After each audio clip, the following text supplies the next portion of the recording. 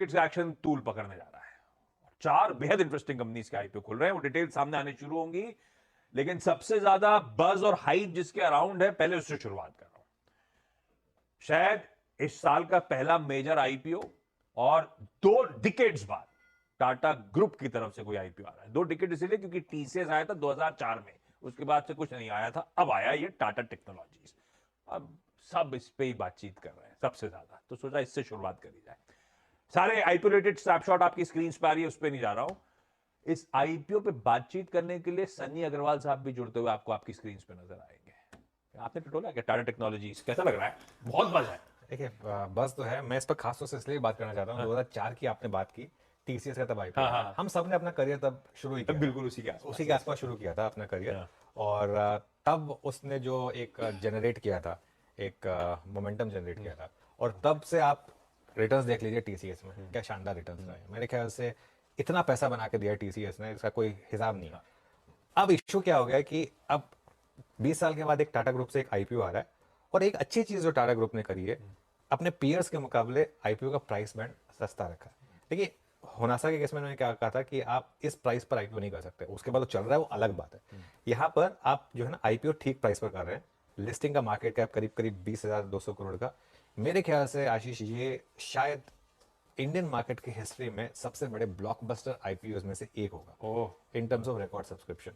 अब ऑब्वियसली आपको अप्लाई तो करना है, आपकी इसमें लॉटरी है, लग गया तो मेरे ख्याल से जो इशू पे प्राइस पे आ रहा है उसका शायद 80 to 100% प्रीमियम भी लिस्टिंग पर पॉसिबल है।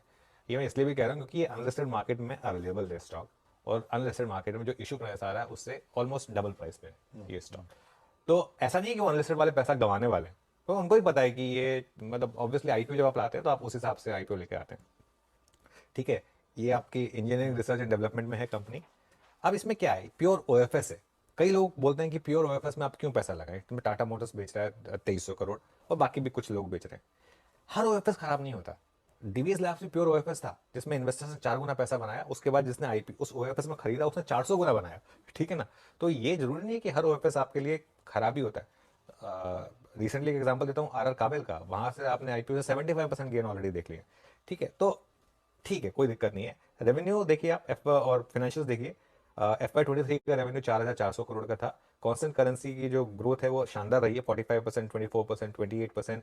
मार्जिन भी ठीक ठाक है, 16% थे, उसके बाद से 18, 18.5% की रेंज में इनके मार्जिन रहे हैं।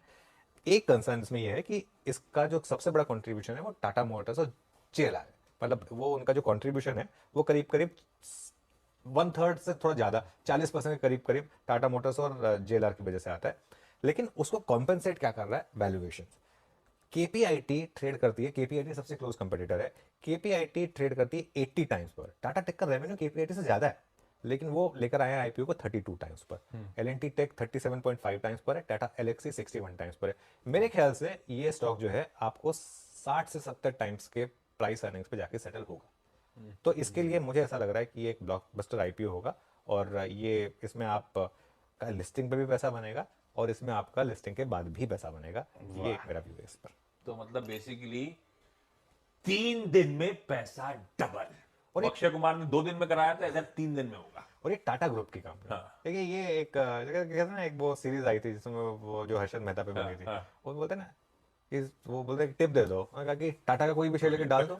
अब उस समय लगता है कि यार कोई, लेकिन अगर आपने कर दिया होता वो तो पुरखों की वेल्थ बन गई होती है आपकी। एक ऐसा ग्रुप है जो मतलब एक socially responsible group, retail share holders का ध्यान रखने वाला ग्रुप, चैरिटी इतनी ज्यादा करने वाला ग्रुप। राकेश झुंझुनवाला हमेशा कहते थे कि मैं टाटा ग्रुप में सबसे ज्यादा इन्वेस्टमेंट इसलिए हूँ क्योंकि वो सबसे ज्यादा चैरिटी करते हैं। तो इसके लिए तो वो मतलब कभी भी कोई एक्विजिशन होता था टाटा ग्रुप पे, वो हमेशा बोलते थे एक बकवास है। तो ये मतलब उन्होंने तो खैर अपनी लाइफ की सबसे ज्यादा वेल्थ भी टाइटन में बनाई थी। मतलब टाटा ग्रुप में कोई एक ऐसा स्टॉक नहीं रहा होगा, एक आध कोई अगर नाम याद आए मतलब तो अलग बात है, जिसमें आपने वेल्थ ना जनरेट करी हो। मतलब आपने वेल्थ बनाई है यहाँ पर। एक टीटीएमएल था जो सिर्फ रह गया था, वो भी पिछले 2-3 साल वहां पे भी रैली आई। अदरवाइज मतलब अच्छी वेल्थ बनी आपकी। वो वीएसएनएल को जब टाटा ग्रुप ने लिया और एक्वायर किया टाटा कॉम, तो देखिए किस तरीके के वहां पर रिटर्न्स बने आपको। तो ये मेरे ख्याल से और कुछ नहीं ना, आपको एक ग्रुप पे एक यकीन रख के यहाँ पर अप्लाई करना है। आज